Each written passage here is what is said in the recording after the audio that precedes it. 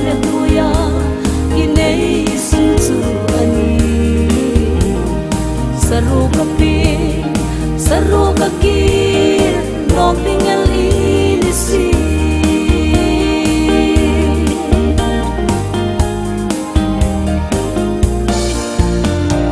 kovelahin lal isu lo chu mangai tham ding dang reng noi ip mangai le ingai hai kha in king ni le anti lal isu chau mangai tham le ring ani oh cross san chin mo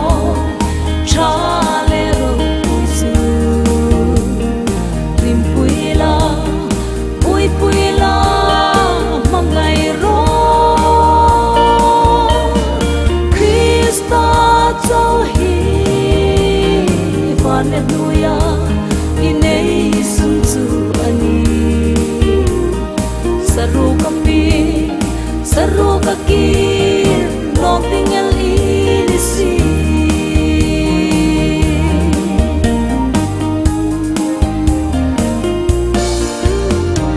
kovelahin lal isu lo chu pui tham ding dang pui le isol pui khan lung la suk na mati lali su cho hi pui tham chu ani oh cross san chin mo cha le ro su nim pui la pui la mangai ro Krista cho hi Hallelujah inay sum chu ani saruka kir nok tingal inisi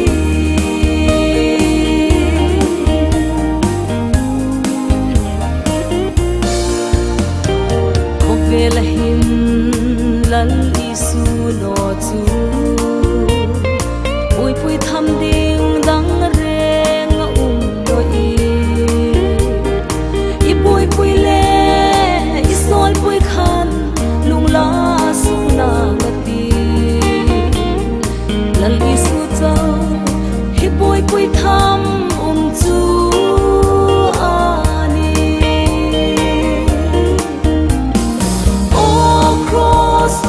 cross san chin mo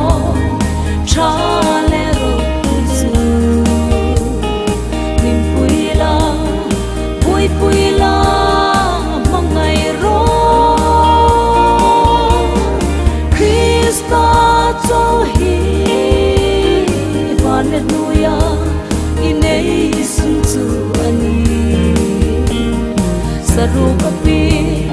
saruka kir nok tingal inisi